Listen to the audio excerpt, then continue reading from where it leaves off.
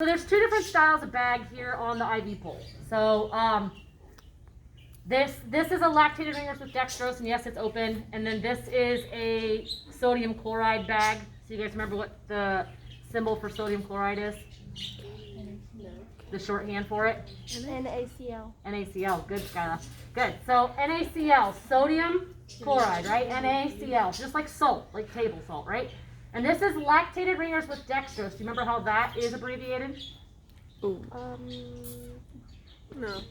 I know lactated ringers LR. LRS. S. Lactated ringers solution plus dextrose, so plus dex. It would be LRS plus dex. So that's how this would be shortened in a chart in shorthand. Okay? So that's from last year. So just as a reminder.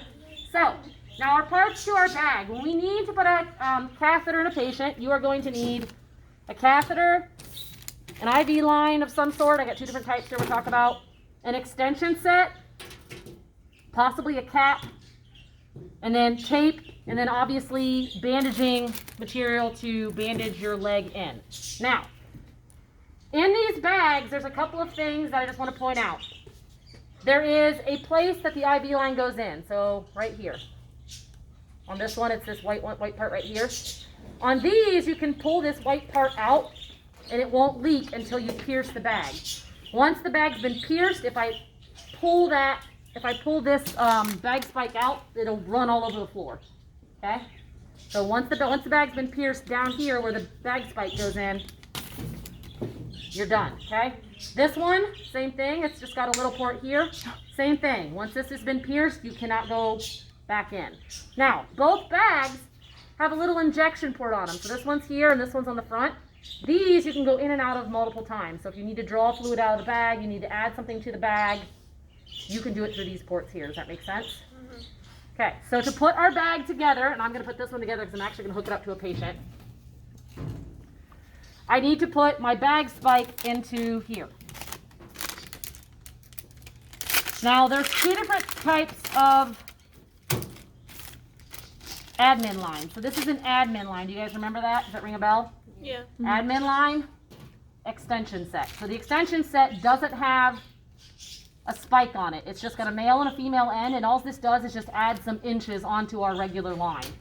Why do we maybe want a little bit longer line? So they can run around, get up and move. Yeah, get up and move. In a cage, this might be too short, so we might need a little bit longer. Think about large animal. You have an animal in a big pen. We suspend the bags from the ceiling, usually big, huge bags from the ceiling, and it allows the patient to move around in the pen without pulling an IV out, okay? So, in these IVs, I'm going to pass this one around and this one around just so you guys can see them. There is a micro drip and a macro drip. So you guys recall that at all? Micro drip. Micro? They only use like a little bit into the line, and then the other one has like more flow to it. Yeah, so this has got a bigger drop, macro drip. Micro drip has a smaller drop, okay? So if you guys look at these, this one has a big opening, and this one has a small little metal piece for the opening. Do you guys see that? So that is macro drip, micro drip. So that's how you know just by looking at them. They also tell you on the bag how many drops per ml. So this one is 60 drops per ml. That's a micro drip. This is a macro drip, and this one here says it's 15 drops per ml. It tells you right on the top. So that's your macro drip, okay? So macro drip, micro drip. Now, what's the first thing I need to do after I pierce the bag? What do I need to do? You roll the thumb through the thumb clamp. Close the bag through the clamp. Not close the bag. I got to do something else first. Yes, I got to run fluid through the line, right? What's in my line right now? Air. Air. Is that bad if that goes in my patient's vein? Very. Yes, you will kill your patient. So yes, we have to run air. So I can put my bag spike in. You guys can see it flowing in here. This is called the drip chamber. So as you guys can see, there's fluid in there, right? It's hard to see right now, so if I give it a little squeeze, it'll add a little bit more. Now, I'm going to open up. I've got my bag clamped with my accessory clamp, which stops it from running. I'm going to go ahead and attach my extension set.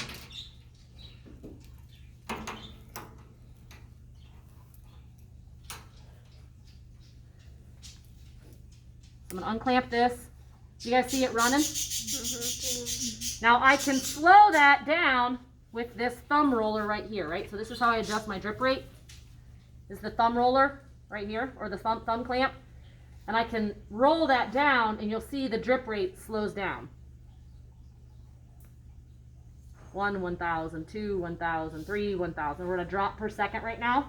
I can go down even slower. 1, 1,000, 2, 1,000, 3, 1,000. So there's even slower, right? So this is how I adjust my drip rate. Does that make sense? The auxiliary clamp does nothing but just stop the flow completely. That's all that's for, okay? Take this end off and make sure there's no air bubbles in my line.